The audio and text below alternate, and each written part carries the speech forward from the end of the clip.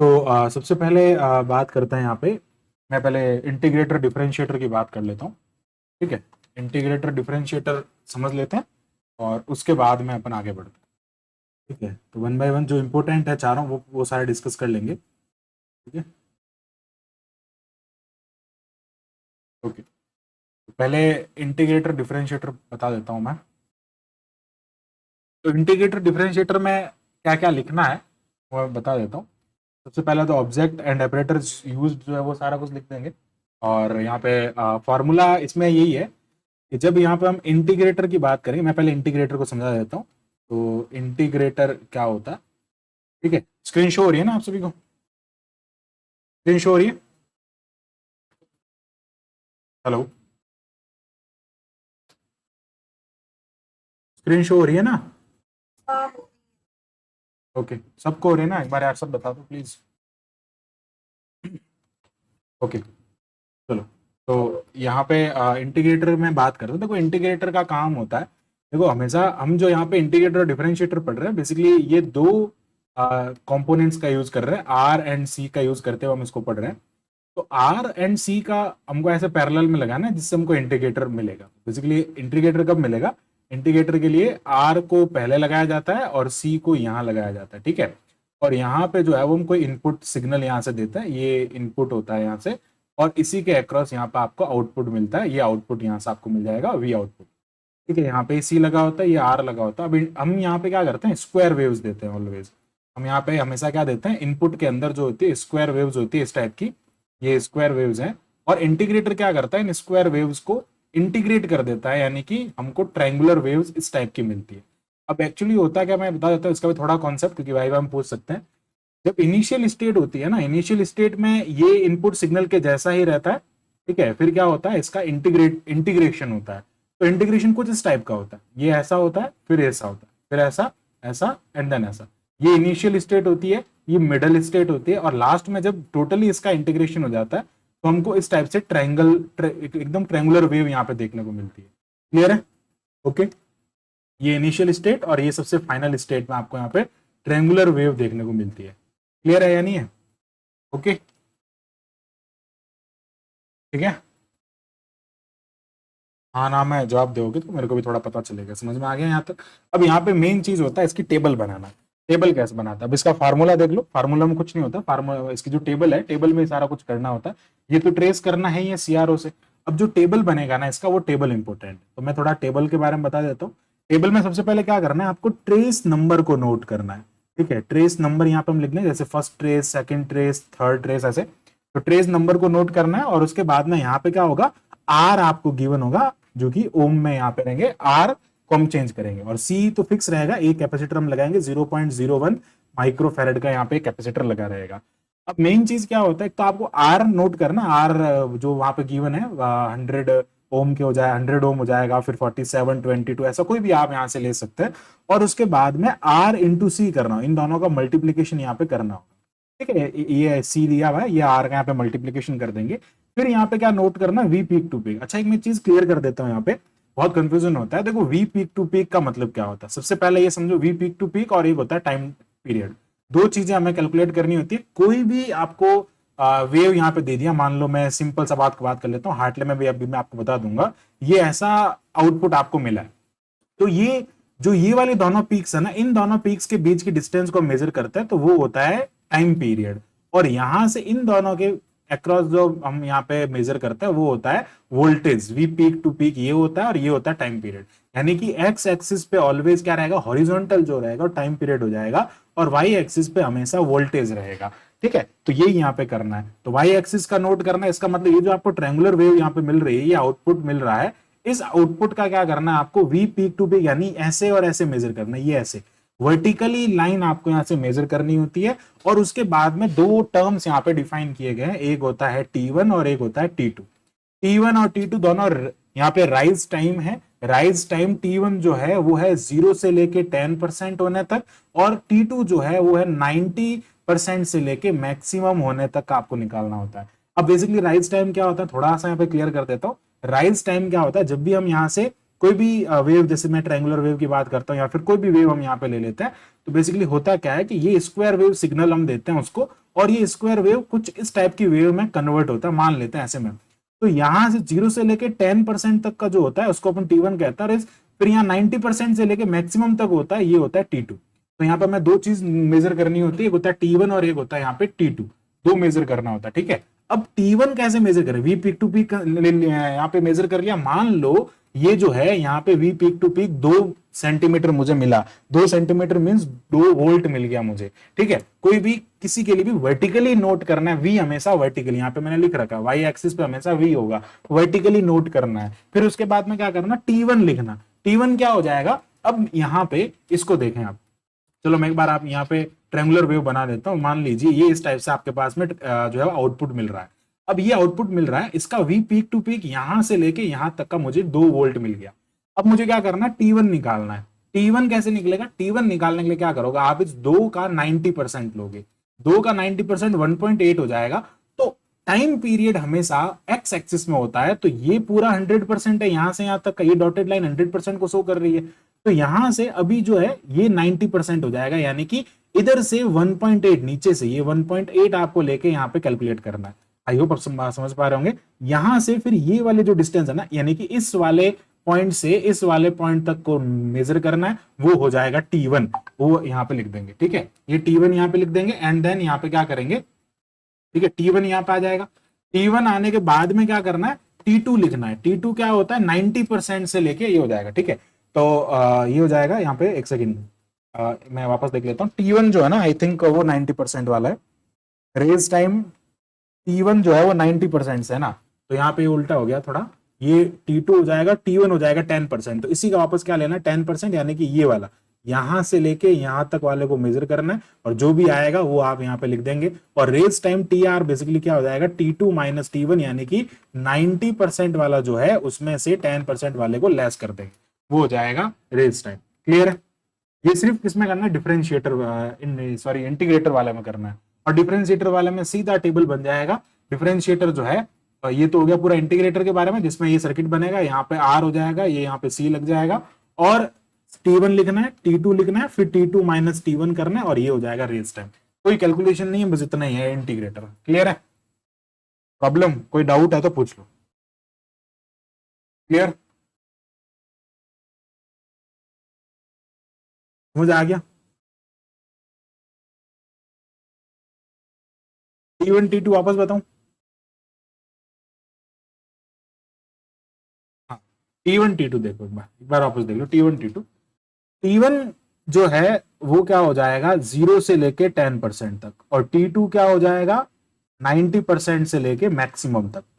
तो T1 0 से 10% है, मतलब क्या करना, जो आपके पास में वी पीक टू पीक आया है उसका 90% लेना, ठीक है। T2 के लिए या T1 के लिए अगर बात करता है तो उसका 10% ले लो, ठीक है। इसका 10% ले लेंगे तो 10% यहां पर कहीं आएगा, क्योंकि ये टोटल पूरा वी पीक टू पीक है, यहां पर आएगा 10%। तो अब इसको मेजर करना है, ये चीज जो है यहाँ पे इसको मेजर करना है। मान लो ये x आ गया, तो ये यहां लिख देंगे T1 में x।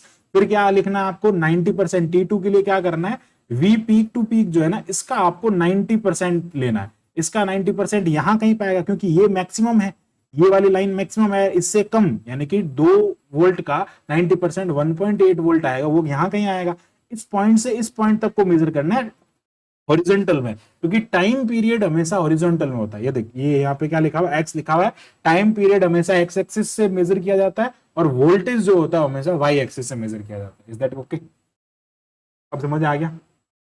तो T1 यानी कि आप जिसको 90% के लिए कह रहे हो, उसके लिए आपको वी पीक टू पीक जो वर्टिकल में हमने कंसीडर की थी, वो वर्टिकल वाले का 90% लेना और हॉरिजॉन्टल में उसको मापना, ठीक है। अगर वापस नहीं समझ में आया तो एक बार लास्ट टाइम मैं बता देता हूँ। देखो यहाँ पे सिंपल सा कुछ नहीं करना। मान लो ये आपको आउटपुट मिला, ये आउटपुट मिला है, इस आउटपुट का वी पीक टू पीक तो हमेशा कैसे होगा, वी यानी कि वाई एक्सिस पे लिया जाएगा वोल्टेज। तो ये मान लीजिए 2 वोल्ट आ गया। अब इस 2 वोल्ट का क्या करना है, मुझे लेना है T1 मेरा जो है वो है राइज टाइम 0 to 10%।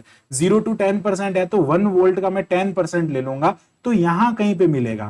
तो मैं क्या करूंगा, अब ऐसे मेजर करूंगा इस डायरेक्शन में, ऐसे, क्योंकि टाइम पीरियड हमेशा कैसे होता है, एक्स डायरेक्शन में। और अब T2 निकालना है मुझे, मतलब 90% से मैक्सिमम तक का निकालना है। तो ये है मैक्सिमम, और यहाँ से 90% मतलब इस पॉइंट से लेके इस पॉइंट तक को यहाँ पे मेजर करना है, ये और ये ऐसे टाइम पीरियड मेजर हो जाएगा। नाउ आई थिंक क्लियर है। ओके, आ गया समझ में? ये सिर्फ किस में करना है, इंटीग्रेटर वाला में, अभी सिर्फ इंटीग्रेटर वाला में बात कर रहे हैं, ठीक है। एक फर्स्ट एक्सपेरिमेंट है, फर्स्ट एक्सपेरिमेंट इंटीग्रेटर पढ़ रहा है, इंटीग्रेटर में इतना काम करना, कोई कैलकुलेशन नहीं है, रेस टाइम तक फाइंड करके छोड़ देना, ठीक है। ये था इंटीग्रेटर के बारे में। अब डिफरेंशिएटर में क्या करना, ये पूरा इंटीग्रेटर के बारे में हो गया। नाउ सेकंड बात करते हैं डिफरेंशिएटर के बारे में।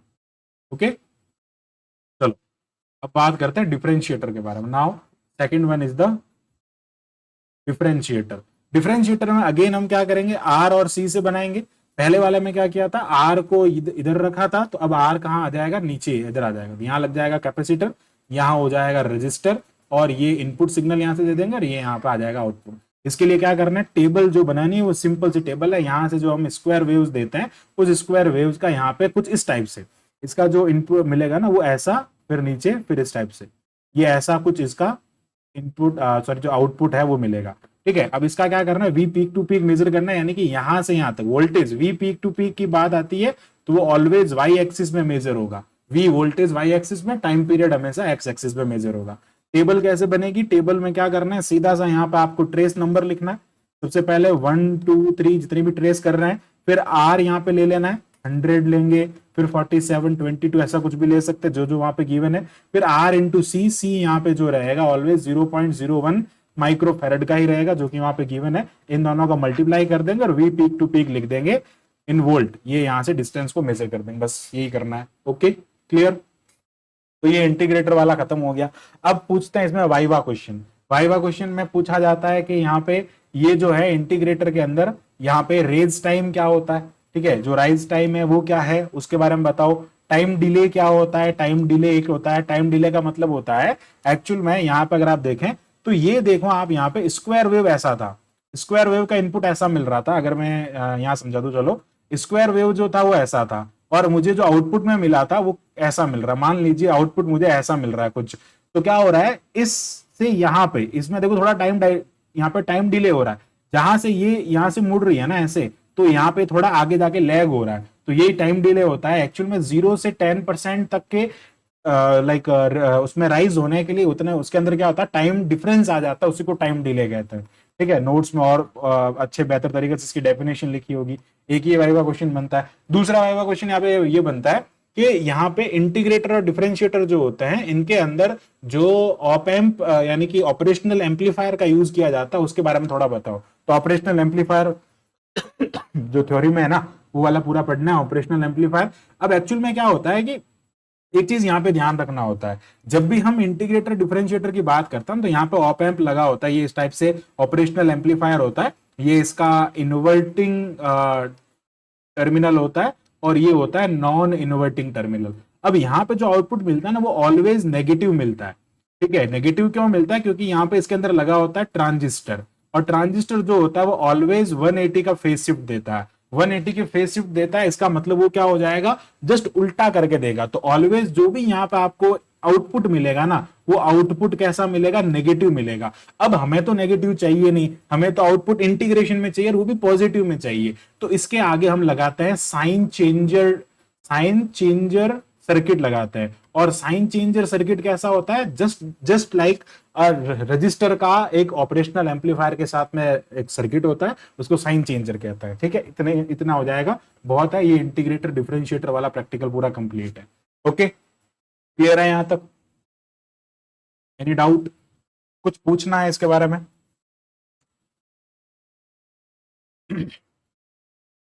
चलो अब बात कर लेते हैं थोड़ा हार्टले ऑस्किलेटर के बारे में।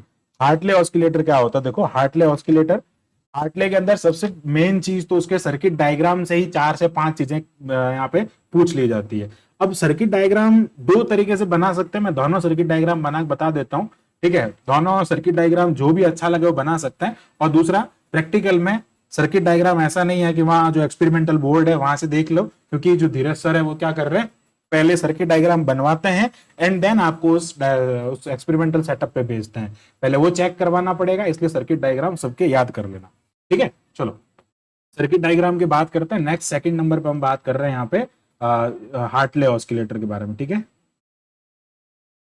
हार्टले ऑस्किलेटर, अब मेन चीज तो सबसे पहले यही है कि ऑस्किलेटर होता क्या है। ऑस्किलेटर का सीधा सा काम होता है, जो हम डीसी यहाँ पे वोल्टेज देते हैं उस डीसी वोल्टेज को एसी वोल्टेज में कन्वर्ट करना, और किससे किस में कन्वर्ट करना, ऑस्किलेशन के थ्रू यहाँ पे कन्वर्ट करना। दूसरी चीज यहाँ पे होती है ऑस्किलेटर को क्या होती है, नो नीड टू, यहाँ पे कोई नीड नहीं होती है इनपुट सिग्नल की, no need of input signal. यहाँ पे इनपुट सिग्नल की, इनपुट जो यहाँ पे दिया जाता है उसकी कोई यहाँ पे नीड नहीं होती है। विदाउट इनपुट सिग्नल ये हमको कंटिन्यूसली आउटपुट सिग्नल देता रहता है। अब ये कैसे होता है, just like just because of feedback. और Hartley oscillator is the example of positive feedback. इसके अंदर जो है वो पॉजिटिव फीडबैक यहाँ पे होता है। बहुत इंपॉर्टेंट चीज है कि हार्टले ऑस्किलेटर के अंदर या फिर आरसी फेज शिफ्ट या फिर कॉलपिट ऑस्किलेटर के अंदर कौन सा होता है, हमेशा पॉजिटिव फीडबैक होता है। पॉजिटिव फीडबैक के अंदर क्या होता है, कुछ पार्ट जो होता है आउटपुट का लेके मिक्सर सर्किट के थ्रू क्या किया जाता है, वापस उसके अंदर मिलाया जाता है और यहाँ पे एक पॉजिटिव वे में उसको मिलाया जाता है, उसको पॉजिटिव फीडबैक कहते हैं। बहुत इंपॉर्टेंट है, ठीक है। एक क्वेश्चन जो यहाँ पे बनता है हार्टले के ऊपर कि हार्टले ऑस्किलेटर और आरसी फेज शिफ्ट जो ऑस्किलेटर उसमें डिफरेंस क्या है। मेनली क्या होता है कि हार्टले ऑस्किलेटर जो होता है इसके अंदर इंडक्टर और कैपेसिटर से बनाया होता है। देखो तीन टाइप के ऑस्किलेटर पड़ते हैं। पहला होता है आरसी फेज शिफ्ट ऑस्किलेटर, जिसके अंदर जो होता है तीन कैपेसिटर लगे होते हैं सीरीज के अंदर, और इनके पैरेलल में यहाँ पे रजिस्टर लगे होते हैं, ये होता है आरसी फेज शिफ्ट। दूसरा यहाँ पे आता है हार्टले। हार्टले के अंदर क्या होता है, एक यहाँ पे कैपेसिटर लगा होता है और उसके पैरेलल में दो इंडक्टर कॉइल लगी होती है, यानी कि ये इंडक्टर और कैपेसिटर से बना होता है। Third one is the कॉलपिट oscillator. उसके अंदर क्या होता है, दो कैपेसिटर लगे होते हैं और एक इंडक्टर यहाँ पे लगा होता है, ये होता है कॉलपिट ऑस्किलेटर। ये तीनों का डिफरेंस हो गया। अब एक चीज यहाँ पे ये इसके सर्किट डायग्राम के देखो, ये मेन चीज तो ध्यान रखना ही है, ये वाइवा पॉइंट ऑफ व्यू से इंपॉर्टेंट है। No need of input signal positive feedback का एग्जांपल होता है। हार्टले ऑस्किलेटर डीसी को क्या करता है, एसी सिग्नल में कन्वर्ट करता है। अब यहाँ पे क्या होता है, मेन चीज आगे देखो। चलो नेक्स्ट बात करते हैं इसके सर्किट डायग्राम की। तो सर्किट डायग्राम जो होगा वो सर्किट डायग्राम यहाँ पे दो तरीके से बना सकता है। एक जो है वो प्रैक्टिकली एक्सपेरिमेंटली जो हम बोर्ड में जो बना हुआ वो वाला बना देंगे।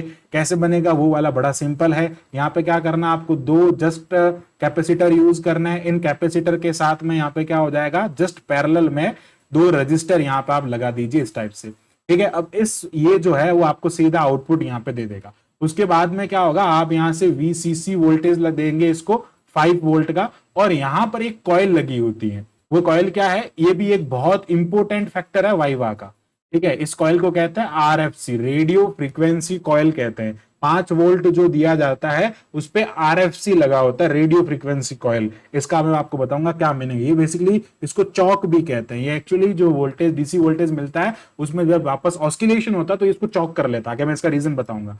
फिर क्या करना है यहाँ पे, इसके बाद में यहां जो मेन सर्किट होता है वो ये होता है, यहाँ पे कैपेसिटर लगा होता है, इसके सामने दो इंडक्टर कॉइल, ये L1 L2 लगा होता है, इसके बीच से यहां से आता है, इधर कैपेसिटर लगा होता है और इधर यहाँ पे लगा होता है मेन हमारा ट्रांजिस्टर, ठीक है। ये ऐसा ट्रांजिस्टर लगा होता है, यहाँ पे ये ट्रांजिस्टर होता है और यहाँ पे वापस रजिस्टर लगा होता है जो कि ग्राउंड हो जाता है, और ये ऐसा आता है। तो ये वाला जो सर्किट है, ये सर्किट सीधा सा, एक सेकेंड यहाँ पे ये नहीं होगा, एक सेकेंड, ये यहां तक ही रहेगा। और वापस जो है वो ट्रांजिस्टर में से ये जो ट्रांजिस्टर जो यूज होता है वो यहाँ पे एनपीएन ट्रांजिस्टर यूज करते हैं, ठीक है। एनपीएन ट्रांजिस्टर का कॉमन इमीटर वाला यूज किया जाता है। ये भी एक वाइवा का इंपोर्टेंट क्वेश्चन है। और कॉमन इमीटर में जो कलेक्टर है वहां से वापस आउटपुट मिलता है। तो ये वापस आपको क्या मिल रहा है, आउटपुट मिल रहा है इन सोर्सेज पे। ये कैपेसिटर C3 कैपेसिटर, ये C2 हो जाएगा और ये C1 कैपेसिटर हो जाएगा। मेन कैपेसिटर हमारा एक ये है और एक यहाँ पे L1 और L2 ये दो है। इनको हमें चेंज करना होता है, दो ही ट्रेस करने हैं एग्जाम के अंदर, ठीक है। दो ही ट्रेस करने होता है, अभी तक जिसको बताया। अब मेन चीज है कि ये जो यहाँ पे यूज किया जाता है ये चीज, ये क्या है, इसको हम कहते हैं RFC, यानी कि रेडियो, इसको अपन कहते हैं radio frequency coil. Radio frequency coil का काम क्या होता है, एक्चुअल में जब हम यहाँ पे 5 वोल्ट का डीसी देते हैं, एक्चुअली देखो ऑस्किलेटर का काम क्या होता है, डीसी वोल्टेज को एसी सिग्नल में हमें यहाँ पे इस टाइप का सिग्नल मिलता है, ठीक है। डीसी हमने दिया, डीसी में कोई फ्रीक्वेंसी नहीं होती है, न के बराबर फ्रीक्वेंसी होती है, लेकिन हमें यहाँ पे एक हाई फ्रीक्वेंसी जनरेट होके मिलती है। यहाँ से क्या हो जाएगा, ये हाई फ्रीक्वेंसी आपको यहाँ से मिलेगी। तो अब जब ये हाई फ्रीक्वेंसी जनरेट होती है तो हमेशा हाई फ्रीक्वेंसी जो होती है वो लो फ्रीक्वेंसी की तरफ बढ़ती है। तो क्या होता है, यहां से जब ये ऑस्किलेट हो रहा है तो उसके बाद में कहीं ये वापस डीसी के अंदर ना चला जाए या फिर डीसी के अंदर जाके ग्राउंड ना हो जाए, इसके लिए यहाँ पे एक चौक कॉइल लगी होती है जिसको रेडियो फ्रीक्वेंसी कॉइल कहते हैं। जो भी यहाँ पे ऑस्किलेट हो रहा है, जो भी यहाँ पे ऑस्किलेट होने के बाद में जो हाई फ्रीक्वेंसी मिल रही है वो इसके थ्रू वापस वीसीसी में ना चला जाए, इसलिए यहाँ पे एक चौक फ्रीक्वेंसी लगा दे। चौक मतलब रोकना उसको, तो उस टाइप के फ्रीक्वेंसी का रेडियो कॉइल यहाँ पे लगा दिया जाता है। ये बहुत इंपॉर्टेंट है। एक सर्किट तो होता है ये, ठीक है, एक सर्किट तो ये हो गया। अब बात कर लेते हैं यहाँ पे दूसरे वाले सर्किट की। दूसरा वाला सर्किट भी बहुत सिंपल है। एक सर्किट ये हो गया, इसको हम थोड़ा कर देते हैं साइड में, ठीक है। अब देखो सेकंड वाला सर्किट जो है वो सीधा सिंपल है। अगेन यहाँ पे लिख देंगे वीसीसी, यहाँ लगा देंगे चौक आरएफसी, ठीक है, आरएफसी लग जाएगा और उसके बाद में यहाँ पे क्या हो जाएगा, आरएफसी लग जाएगा। अब उसके बाद में यहाँ पे इस टाइप से यहाँ पे लग जाएगा एक रेजिस्टेंस, नीचे अगेन एक लग जाएगा रेजिस्टेंस, ठीक है। उसके बाद में यहाँ पे हम लगा देंगे रेजिस्टेंस, एक सेकेंड, यहाँ पे रेजिस्टेंस, ओके एक सेकेंड, यहाँ पे ये जो रेजिस्टेंस है ना ये ऐसे नहीं लगेगा, ये ऐसे लग जाएगा, ये ऐसे, इधर एक रेजिस्टेंस, इधर एक रेजिस्टेंस, जो जैसा आरसी वाला बना देता है ना, इधर इंडक्टर कॉइल होता है और यहाँ पे ऐसा लगा होता है। इसके बीच में यहाँ पे लगा होता है ट्रांजिस्टर, ये होता है ट्रांजिस्टर, ठीक है। एक सेकेंड, यहाँ पे लगा होता है, ये ऐसे होता है ट्रांजिस्टर, इसके बीच में लगा होता है और यहाँ से आउटपुट जाएगा ये ऐसे, फिर ये इनपुट में जाकर फीडबैक करेगा और यहाँ एक कैपेसिटर लगा होता है, इधर भी एक कैपेसिटर लगा होता है। ये कैपेसिटर होता है बेस कैपेसिटर, ये कैपेसिटर होता है कलेक्टर कैपेसिटर। यहाँ पे लगा होता है रेजिस्टेंस आर ई, ये R1 होता है, ये R2 होता है और ये RFC कॉइल होती है। और यहाँ पे इसके रजिस्टर के पैरेलल में यहाँ पे एक CE एक कैपेसिटर लगा होता है और वापस यहाँ से जब होता है तो एक आउटपुट यहाँ से मिलता है, ठीक है। एक तो ये आउटपुट सिग्नल हो जाएगा और एक यहाँ से इसको ये बंद हो जाएगा और ये यहाँ से हो जाएगा ग्राउंड में। फिर क्या होता है, मेन जो हम यहाँ पे यूज करते हैं ना, ये इंडक्टर और जो कैपेसिटर वाला सर्किट वो लगा होता है यहाँ पे, इधर लगा होता है कैपेसिटर और यहाँ पे नीचे दो लगे होते हैं इंडक्टर्स। ये इस टाइप से इंडक्टर्स लगे होते हैं, इंडक्टर के सामने भी एक और इंडक्टर बनाना चाहिए, ठीक है। ये इस टाइप से इंडक्टर्स लगे होते हैं, ये वाला सर्किट भी आप यहाँ से बना सकते हैं, ठीक है। ये वापस हो जाएगा इनपुट सिग्नल और ये दोनों हो जाएंगे यहाँ पे आउटपुट सिग्नल। ये वाला डायग्राम भी बना सकते हैं इजी, ये वाला भी है, ये भी बना सकते हैं। बस आरसी में क्या हो जाएगा, इसकी जगह पे 3 कैपेसिटर आ जाएंगे और उनके बीच में रजिस्टर आ जाएंगे, बस इतना ही डिफरेंस है आरसी और हार्टले ऑस्किलेटर ना, जब ये वाला सर्किट डायग्राम बनाते हैं। लेकिन प्रैक्टिकल में ये वाला है तो ये वाला ही बनाया, बहुत अच्छा रहेगा ये वाला, ठीक है। क्लियर है diagram, circuit diagram is okay, clear, okay. आगे बढ़े, एनी प्रॉब्लम? चलो आगे बढ़ते हैं। अब देखो, अब यहाँ पे आता है इसकी कैलकुलेशन। तो कैलकुलेशन के अंदर क्या क्या करना होता है, कैलकुलेशन के अंदर यहाँ पे सबसे पहले आता है इसका फ्रीक्वेंसी, ठीक है। फ्रीक्वेंसी एक्सपेरिमेंटल ले लो, चलो मैं थ्योरेटिकल बता देता हूं पहले। थ्योरेटिकल फ्रीक्वेंसी जो है वो होता है 1/2π√L/C। L जो होता है वो L1 + L2 होता है, लेकिन लिखने में हम इसको 2M भी साथ में लिखते हैं। M यहाँ पे म्यूचुअल इंडक्टेंस होता है जिसको नेग्लेक्ट कर दिया जाता है। C यहाँ पे कैपेसिटी हो जाती है, कैपेसिटी ऑफ कैपेसिटर, ठीक है, उसको यहाँ पे लिख दिया जाता है। एक कैपेसिटर लगा होता है, 2 होता है, तो ये यहाँ पे ऐड हो जाता है इक्विवेलेंट सर्किट के थ्रू। इक्विवेलेंट वाला जो फार्मूला होता है सीधा सिंपल, ठीक है। अब मेन चीज आती है यहाँ पे एक्सपेरिमेंटल। एक्सपेरिमेंटल जो होता है वो 1/T फ्रीक्वेंसी होता है, ये दोनों जो होती है किलो हर्ट्ज में होती है, ये फाइंड करना होता है। अब मेन चीज टेबल कैसे बनेगी, क्या क्या लिखना होता है टेबल के अंदर, उससे पहले देख लो हार्टले ऑस्किलेटर का आउटपुट कैसा मिलता है। ऐसा हार्टले ऑस्किलेटर का आउटपुट होता है, जब भी यहां से आउटपुट की बात की जाएगी तो हॉरिजॉन्टल एक्सिस में हमेशा टी को नोट किया जाएगा और वी पीक टू पीक यानी वोल्टेज जो लिया जाएगा ऑलवेज यहाँ पे वर्टिकल एक्सिस में लिया जाएगा। अब टेबल बनाते टाइम क्या लिखना है आपको, सबसे पहले सी लिखना होता है जो कि माइक्रोफैरड में गिवन है यहाँ पे। फिर यहाँ पे इंडक्टर्स जो हमने यूज किए हैं वो इंडक्टर लिखने, एक L1 इंडक्टर हो जाएगा, एक L2 इंडक्टर हो जाएगा। उसके बाद में क्या करना होता है, यहाँ पे ये ले लिया सी L1 L2 ले लिया, उसके बाद में यहाँ पे बनाना होता है आपको वोल्टेज के लिए आपको टेबल बनानी होती है और फिर यहाँ पे आपको टाइम पीरियड के लिए टेबल बनानी होती है। तो अब वोल्टेज की टेबल में क्या क्या लिखना है समझ लीजिए। यहाँ पे लिखना होता है सबसे पहले नंबर ऑफ डिवीजन। अब ये नंबर ऑफ डिवीजन कुछ नहीं है, यहां से यहां तक की वर्टिकल डिस्टेंस है। क्या हो गई, मैं इसको कह देता हूं वाई एक्सिस। तो ये क्या है, वाई एक्सिस है। वी पीक टू पीक यानी कि इस पीक से लेके इस पीक तक की जो वर्टिकल डिस्टेंस होती है उसको कहते हैं नंबर ऑफ डिवीजन। फिर आता है यहाँ पे वोल्ट पर डिवीजन। अब वोल्ट पर डिवीजन जो है वो क्या होता है, वाई एक्सिस में जो सीआरओ होता है उसके ऊपर आपको मिल जाएगा, उससे इसको नोट करना होता है। अब इन दोनों को जब मल्टीप्लाई कर देंगे तो डिवीजन से डिवीजन कट हो जाएगा और यहाँ पे आपको वोल्ट मिल जाएगा। ये वोल्ट बेसिकली लाइक लाइक कैसे मिलेगा, इसको हमको निकालना था और वो कैसे निकाला हमने, नंबर ऑफ डिवीजन के थ्रू। नंबर ऑफ डिवीजन का मतलब हो जाएगा वर्टिकल हाइट, बेसिकली इसकी हाइट इस पीक से लेके इस पीक तक की हाइट हो जाएगी। अब हमारा तो यहाँ पे हमको तो चाहिए सिर्फ टाइम पीरियड, क्योंकि हमें एक्सपेरिमेंटल कैलकुलेट करना फ्रीक्वेंसी।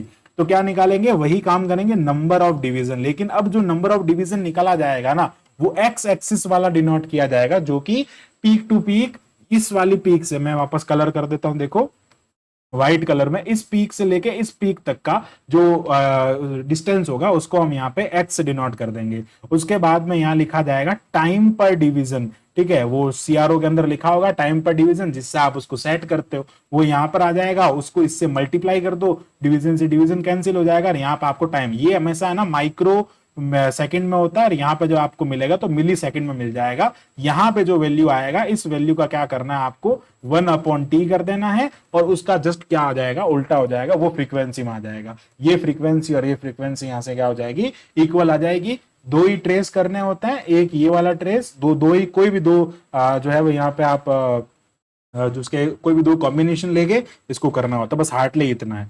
और जो इसके मेन वाइवा क्वेश्चन है वो ही मैंने आपको बता दिया है। ये ऑसिलेटर का काम क्या होता है, इनपुट आउटपुट सिग्नल, यहाँ पे इनपुट की जरूरत नहीं होती है, आउटपुट में ये कैसे सिग्नल देता है, एसी सिग्नल देता है।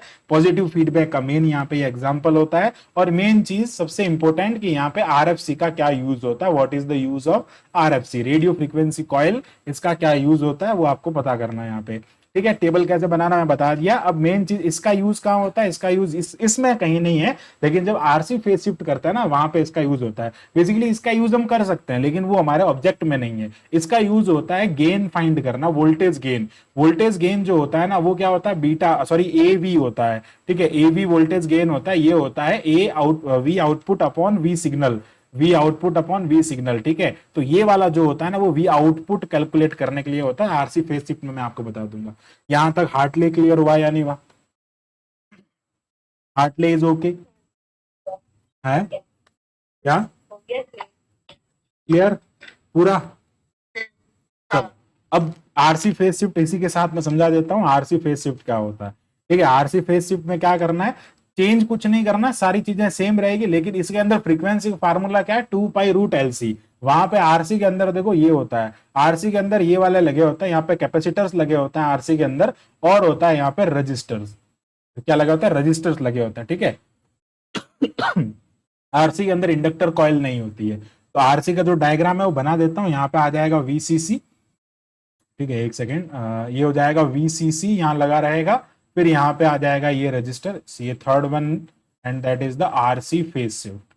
आरसी फेज शिफ्ट हो जाएगा। ओके, आरसी फेज शिफ्ट में यहाँ लगा होगा रजिस्टर R1, ये हो जाएगा रेजिस्टेंस R2, यहाँ पे रेडियो फ्रीक्वेंसी RFC कॉइल लगी होगी। उसके बाद में यहाँ लगा है ट्रांजिस्टर इसके बीच में, और अगेन यहाँ पे एक आ जाएगा रजिस्टर, ये हो जाएगा R1 register, R2 resistance, RE resistance, इसके जस्ट पैरेलल में कैपेसिटर लगा होगा, इसको कर देंगे ग्राउंड, इसको लाके इसके अंदर मिला देंगे। एंड देन यहाँ पे इसका जो ये कॉमन इमीटर वाला जो पोर्शन है वो ग्राउंड हो गया, कॉमन इमीटर यहाँ पे यूज किया जा रहा है, इसका ये जस्ट सीधा आउटपुट पर चला जाएगा। एक कैपेसिटर CC यहाँ पे लगा देंगे, इसको किसको कहते हैं हम यहाँ पे, कलेक्टर कैपेसिटर। एक कैपेसिटर यहाँ लग जाएगा, इसको कहते हैं बेस कैपेसिटर। ये हो जाएगा इसका आउटपुट, यहाँ सॉरी इनपुट, यहाँ से हम इनपुट सिग्नल उसको प्रोवाइड करते हैं। एंड देन एक लाइन यहाँ से ऐसे खींच लो सीधी और इसको लाके यहाँ से कनेक्ट कर दो। इसमें लगे होते हैं यहाँ पे 3 कैपेसिटर, और इन 3 कैपेसिटर के साथ में लगे होते हैं यहाँ पे 3 रजिस्टर्स। तो ये बन जाता है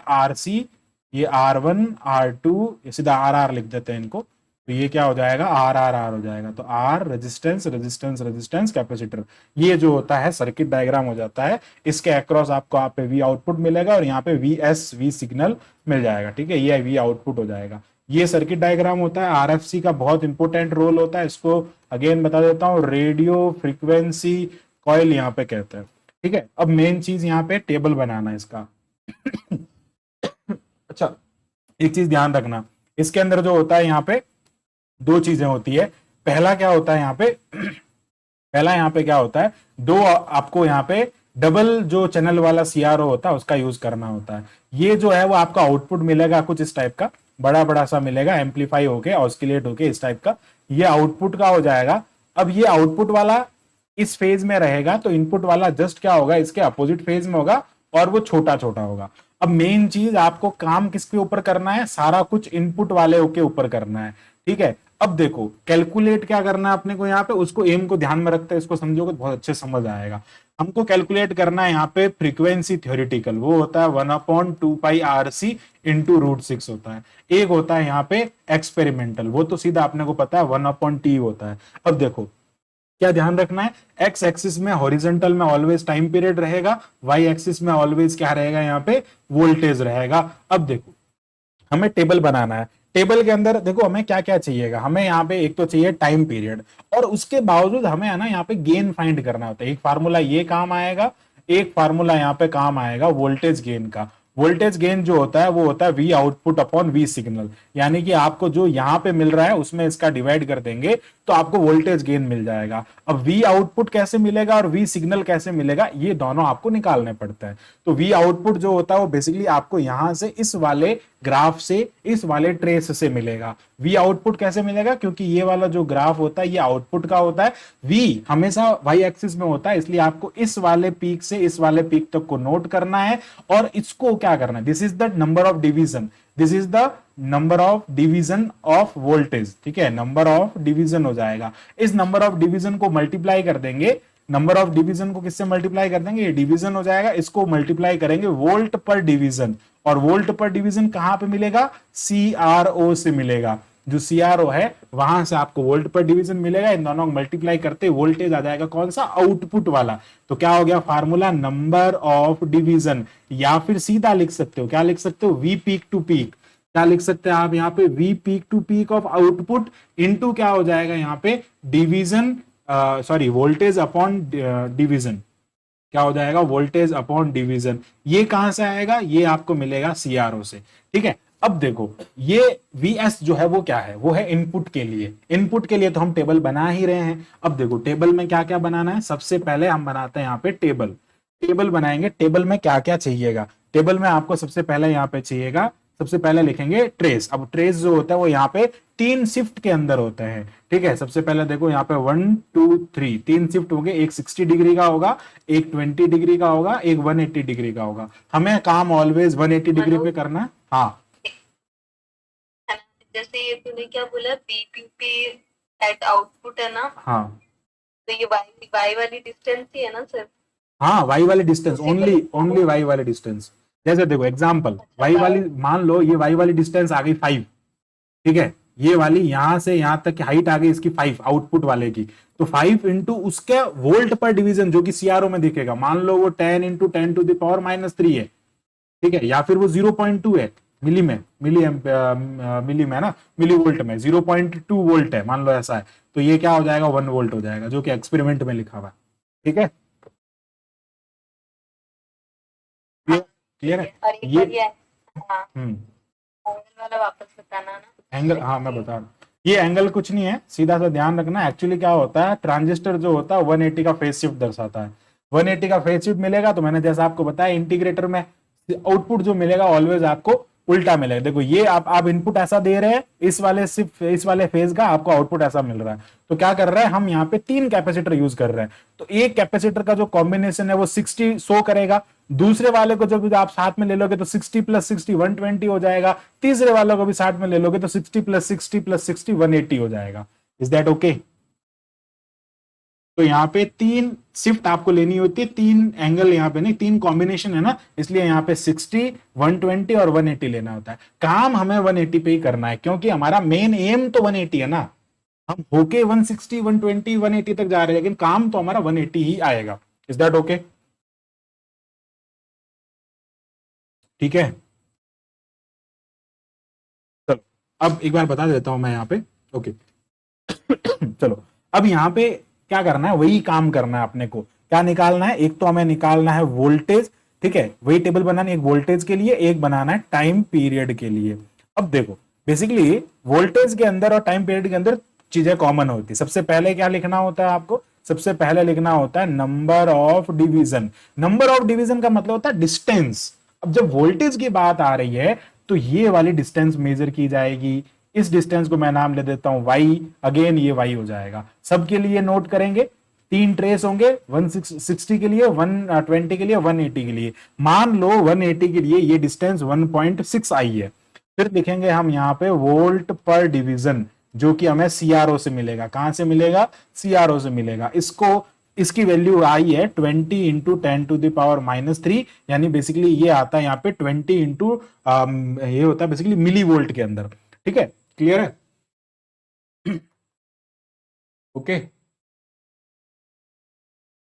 आगे बढ़ते हैं। अब क्या करना होता है देखो, अब यहाँ पे क्या करना होता है, ये आपके पास में लाइक अब इन दोनों को मल्टीप्लाई कर देंगे तो यहाँ पे आपको मिल जाएगा वोल्ट, और इन दोनों को मैं यहाँ पे मल्टीप्लाई करता हूं तो 0.032 आपको ये वैल्यू मिल जाता है।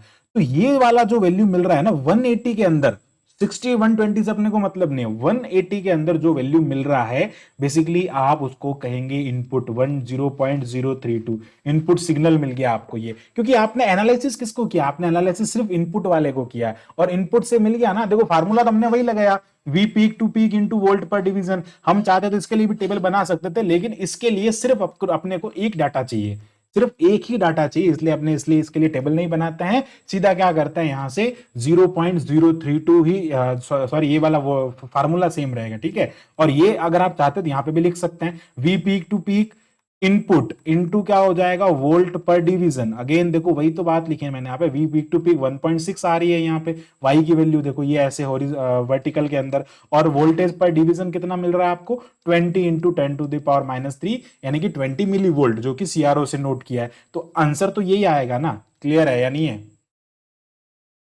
That okay, clear. चलो आगे बढ़ते हैं। अब क्या करना था, टाइम पीरियड निकालना था।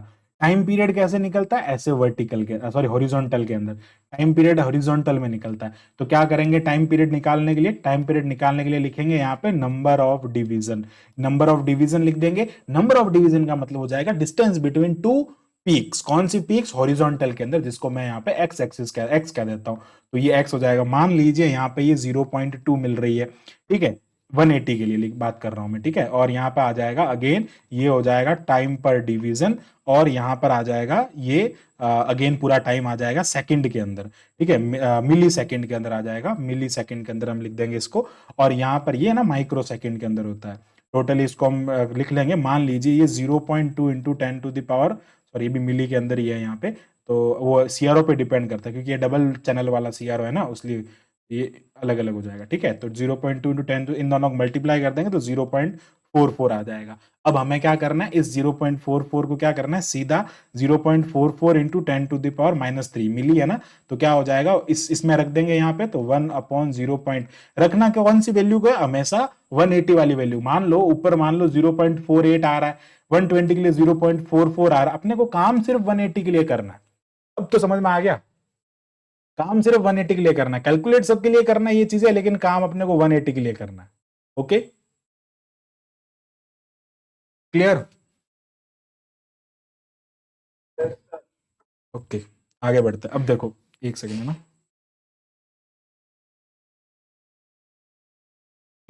आगे बढ़ते हैं। हाँ, अब क्या करना था, चलो ये तो हो गया वैसे, ठीक है। अब देखो वही वापस 2πRC यहाँ पे लिखना, RC आर और सी के जो कॉम्बिनेशन, आर तो फिक्स है ही है, आर यहाँ पे है ना 1 किलो ओम ले रहे हैं, और सी यहाँ पे 0.01 सॉरी 0.022 मिली हेनरी है आई थिंक, एक सेकेंड, 0.022 माइक्रोफेरड, अरे हेनरी क्या, सॉरी कैपेसिटर है ना, माइक्रोफेरड ले रहे हैं, दैट इज माइक्रोफेरड। ओके, ये आर एंड सी लिखे होंगे वही उसमें सर्किट के अंदर लिखे हुए हैं, बस ये इतना सा काम होता है, ठीक है। सारे ट्रेस में से कौन से वाले ट्रेस की बात कर रहे हैं अपन, सिर्फ 180 वाले ट्रेस की बात कर रहे हैं। दैट ओके, क्लियर है यहाँ तक पूरा, समझ में आ गया सबको? ये था आरसी वाले के बारे में। अब थोड़ा किसके बारे में बात कर लेते। देखो, तीन तो मैंने डिस्कस कर लिया, जो ट्रेस वाला है। तीनों जो ट्रेस वाले हैं वो तो मैंने डिस्कस कर ही लिए हैं। ठीक है, बिल्कुल सिंपल है, कुछ है ही नहीं इनमें। तो गेन जो है वो बता देता हूँ एक बार। फिर यहाँ से है ना, ये देखो, ये दोनों निकालने के बाद में गेन, यानी कि इसमें फिर आपको ये निकालना होता है AV, है ना, वोल्टेज गेन निकालना होता है। अब इसके अंदर क्या क्या पूछ सकते हैं, इसके अंदर पूछ सकते हैं। हाँ, हाँ, क्या हुआ? है ना, इसका कनेक्शन भी ऐसे बता सकता है क्या? कनेक्शन, एक सेकेंड। सर्किट यार, फोटो नहीं है मेरे पास में। वीडियो बने हुए हैं ना, उन मैम ने बनाया है ना, जो उसने मैम ने। उसमें ये नहीं है, बस यही नहीं है, बाकी सारे आरसी फेस शिफ्ट नहीं है ना? नहीं है। हाँ, ये कहीं नहीं मिला मुझे भी। पंकज ने बोला था ना कि उसने बनाया है। पंकज ने नहीं बनाया है, क्या नहीं नहीं बनाया? बनाया। नहीं, नहीं, इसमें है ना सारा कुछ मिला है ना, कनेक्ट हुआ मिले, बस ये कनेक्ट करना, आई थिंक। हाँ, ये सब है, पर करना कैसे? ये तो मैंने भी नहीं किया, कोई नहीं, देख लेंगे, कल आएगा तो। ऐसे प्रोबेबिलिटी 1/8 है आने की। क्यों? 1/8 है ना प्रोबेबिलिटी सबकी। हाँ। हम्म, चलो, ये जो थे मैंने सारे समझा दिए। मेन तो यही था इंटीग्रेटर वाला में, जो राइज टाइम वगैरह वो सारा कुछ। अब है ना, एक बार थोड़ा सबको रिवाइज करा दूं मैं, टाइम है? सबको करवा दूं रिवाइज? सही में? बोलो।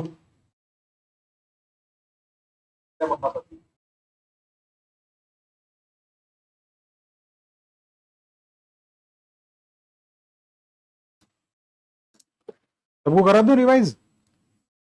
रिवाइज सारे वापस। है नहीं, नहीं, ये तो हो गए हैं। ये तीन तो हो गए हैं, FET वाला और सब कुछ। बाकी बचे हुए हैं जो। हाँ, वो तो मैंने कर लिया है। कर लिया है ना, कोई नहीं, यही समझना था। हाँ, इसका कनेक्शन था वो, कनेक्शन तो अब कल वहां जाके ही देखेंगे। जाके देखेंगे। चलो, कोई नहीं। फोटो फोटो भी नहीं है ना इसकी। अच्छा, गेट वाले आ गए समझ में? है?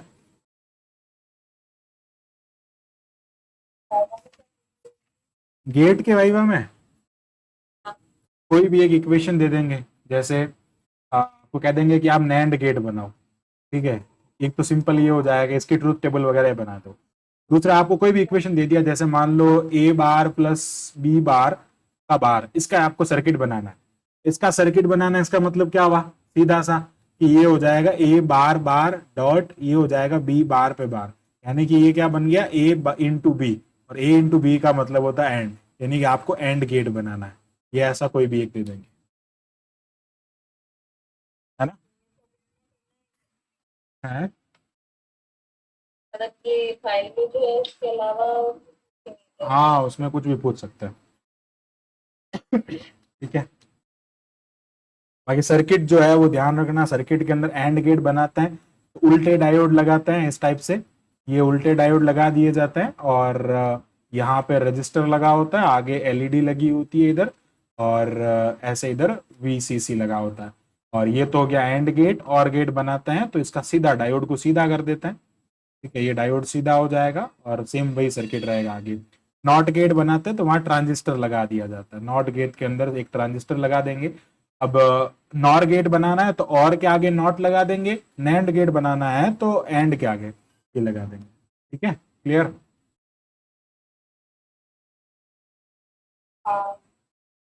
और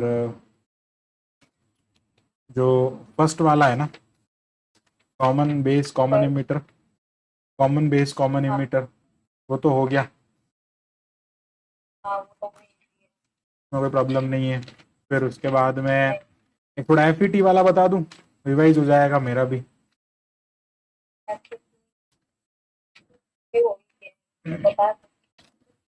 FET वाला बता देते हैं, FET वाला बता देता है ना, FET। ठीक है, 4th नंबर पे FET पे एफईटी में हम यूज कर रहे हैं यहाँ पे बेसिकली ये इस टाइप का यूज कर रहे हैं।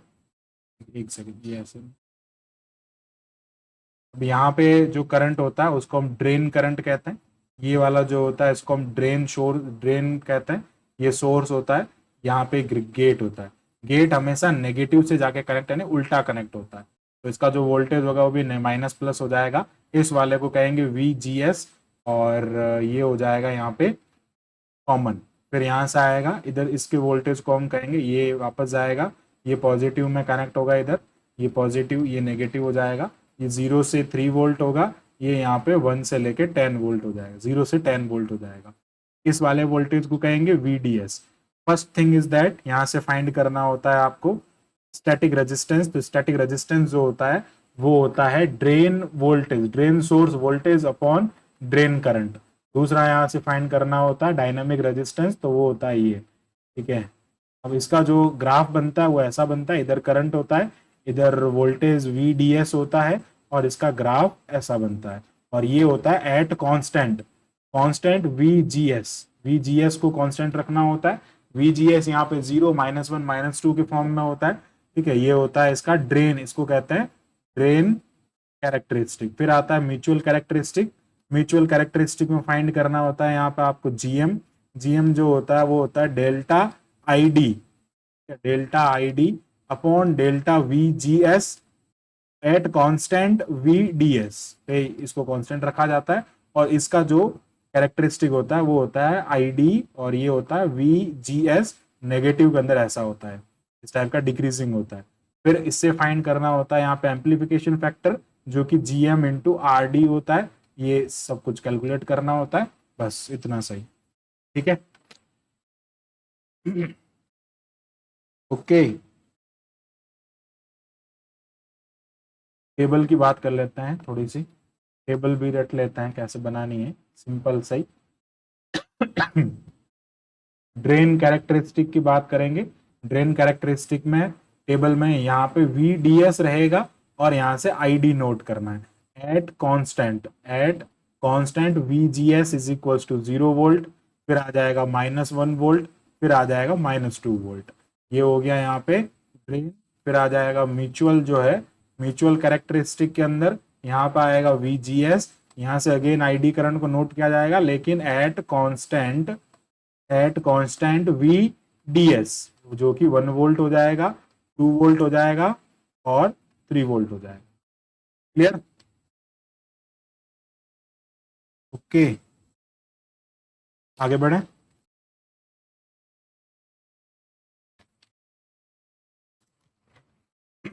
FET वाला हो गया, गेट हो गया। LC सर्किट, LC पाई सेक्शन वाला थोड़ा सा बता, एक एक को डिस्कस कर लेते हैं ना। LC वाला बता देते हैं। 5th नंबर पे रेक्टिफायर थोड़ा पढ़ लेना। हाफ वेव रेक्टिफायर और फुल वेव रेक्टिफायर के बारे में थोड़ा पढ़ लेना। क्या होता है रेक्टिफायर? बेसिकली AC को DC में कन्वर्ट करता है। अब यहाँ पे फिल्टर सर्किट्स का क्या यूज होता है? फिल्टर सर्किट क्या करते हैं? फिल्टर सर्किट बेसिकली जब भी AC जो है वो DC में कन्वर्ट होता है बाय यूजिंग रेक्टिफायर, तो उसमें कुछ फ्रीक्वेंसीज बच जाती है। AC के अंदर हाई फ्रीक्वेंसी होती है, DC के अंदर जो होती है ऐसा होता है। तो हाफ वेव रेक्टिफायर जो होता है AC की इस टाइप की फ्रीक्वेंसी को ये कन्वर्ट करता है ओनली हाफ पार्ट को, और फुल वेव के अंदर क्या करता है, इस वाले को भी ऐसे कर देता है। लेकिन अभी भी इसके अंदर क्या है? फ्रीक्वेंसी है। ये DC तो बन गया है, लेकिन अभी भी इसके अंदर फ्रीक्वेंसी है। तो इस फ्रीक्वेंसी को कम करने के लिए हम यहाँ पे 2 कंपोनेंट्स लगाते हैं। बेसिकली 2 कंपोनेंट्स होते हैं, एक होता है L और एक होता है C।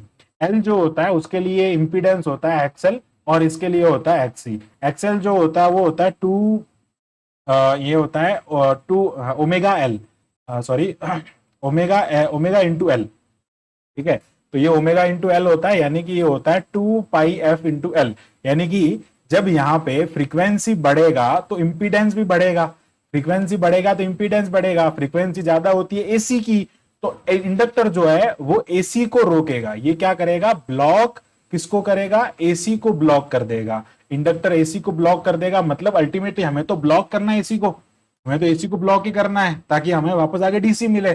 तो ये इंडक्टर AC को ब्लॉक कर देगा। रही बात कैपेसिटर सॉरी, कैपेसिटर की, कैपेसिटर जो होता है एक्सी जो होता है 1/ओमेगा c होता है, ये 1/2πfc हो जाएगा। अब अगर यहाँ फ्रीक्वेंसी बढ़ा तो ये इंपीडेंस कम हो जाएगा, यानी कि कैपेसिटर जो है वो ऑलवेज जो है वो हमेशा इसमें पैरेलल में लगा रहेगा, ताकि क्या करेगा, एसी को पास होने देगा, और कैपेसिटर ऑलवेज क्या करेगा, ब्लॉक, किसको ब्लॉक करेगा, डीसी को ब्लॉक करेगा।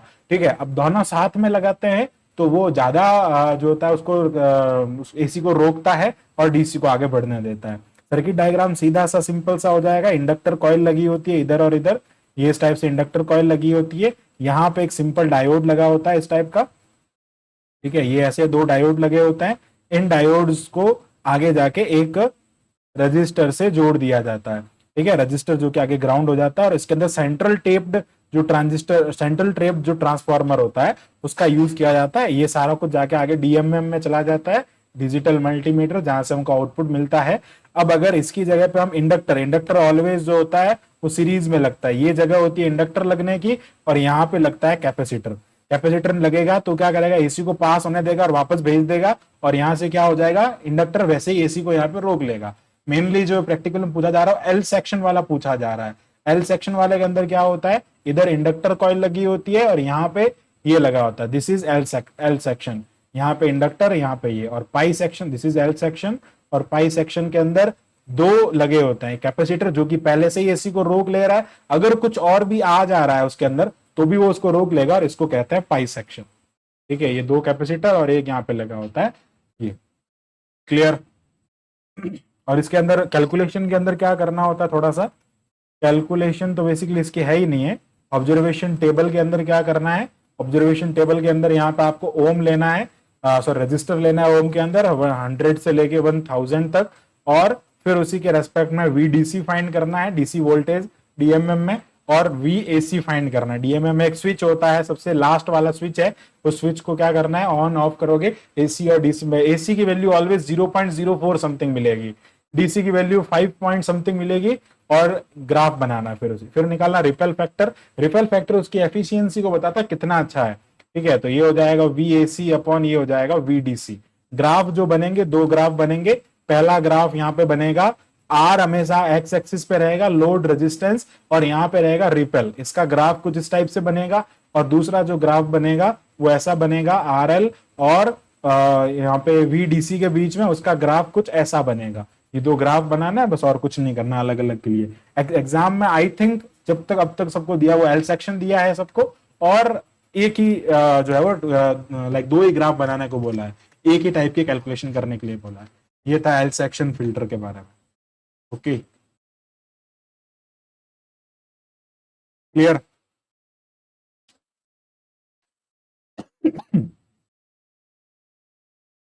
आई थिंक सारे कुछ हो गए। Common S, common base, common emitter को कुछ देखने की जरूरत है नहीं आई थिंक। अब है ना, एक चीज पढ़ के जाना, half wave rectifier, full wave rectifier का कंटेंट मुझे मेरे पास होगा तो मैं अभी भेज दूंगा। ठीक है, बाकी ये पढ़ के जाना, बड़ा अच्छा टॉपिक है। और इसमें देखो मैं बता देता हूँ 4 से 5 टॉपिक। देखो, अगर हार्टले वाला आ जाए, दूसरा आरसी फेज शिफ्ट आ जाए, तीसरा है ना ये रेक्टिफायर वाला आ जाए, रेक्टिफायर कह दो, एल सेक्शन पाई सेक्शन वाला कह दो, और या फिर इंटीग्रेटर डिफरेंशिएटर, हाँ इंटीग्रेटर, इंटीग्रेटर और डिफरेंशिएटर, ये अगर आ जाए ना तो आपको बहुत उलझा सकता है क्वेश्चंस के अंदर, फिक्स है। क्योंकि नरेश सर की आदत मुझे पता है, बिल्कुल अच्छे से एकदम बहुत तबीयत से पूछते हैं, लगभग 20 से 25 मिनट लेते हैं एक वाइवा लेने के अंदर। ठीक है, अगर उनको मजा आता है, फील आ जाता है, अगर आप आंसर देते गए तो आधा घंटा भी खींच लेंगे। ठीक है, ये इन पे क्वेश्चन ज्यादा बनते हैं। कॉमन बेस, कॉमन एमीटर पे तो जाके सीधा सेमीकंडक्टर में जाएंगे, सेमीकंडक्टर के बारे में थोड़ा बहुत पूरा डिटेल में पूछ लेंगे। ठीक है, और रही बात एफईटी की, एफईटी के अंदर तो इतना कुछ खास पूछने लायक है भी नहीं, फिर अगर है तो थर्ड सेमेस्टर के अंदर पढ़ लेना। और फिर रही बात इसकी, कौन सा बचा है, 4 और 3 7 हुए, एक कौन सा रह गया, एंड है ना गेट वाला, गेट जो है उसमें बेसिकली वाइवा तो ऐसा ही लेते हैं, क्योंकि उसमें करना तो कुछ होता नहीं है। वाइवा में आपको कोई भी एक इक्वेशन देते हैं और वो पास में बैठे कहते हैं सर्किट बनाओ, ये करते हैं गेट के अंदर। इतना कुछ मेरे को पता है इन चीज़ों के बारे में। आई होप आपको इससे थोड़ी बहुत भी हेल्प मिली होगी। तो बहुत है आज के लिए, ठीक है, आज के लिए क्या, ओके क्लियर। चलो, लगभग मैंने 1 घंटे कहा था, 1 घंटा हो गया है। Okay, thank you, welcome, okay bye.